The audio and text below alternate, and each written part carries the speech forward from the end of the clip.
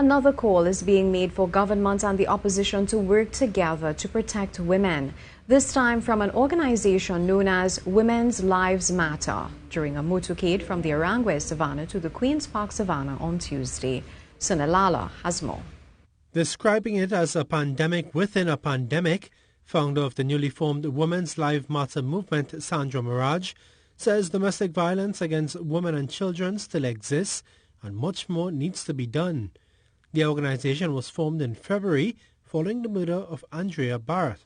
Ms. Mirage reminds that women are battered despite race, class or religion, and even though she describes it as a pandemic, she says there is no vaccine to make the problem go away.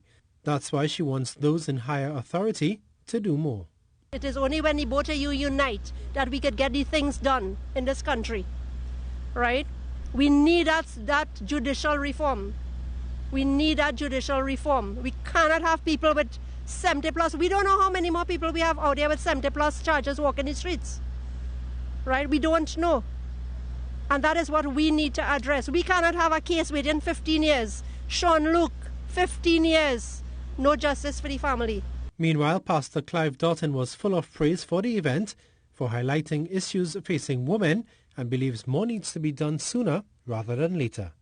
You know, when Andrea Barrett died, and people were arguing and turning the thing into a cultural thing, I was telling people that we have reached the tipping point. And the only point after the tipping point, if we don't do something, is we're going to have the tripping point. The event did have some support from men of the V6 car customizing group. They're urging men to speak out on the issue of domestic violence. We are taking the motorcade from Aranguez Savannah to Queen Park Savannah, not just to drive around, but to highlight crime, violence, domestic violence, verbal abuse. So that's what we, as the men, are out here to support.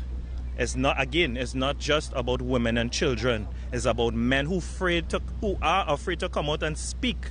Mr. Superville is also calling on government and opposition to work together for the needs of the country. Sunil Lalla, TTT News.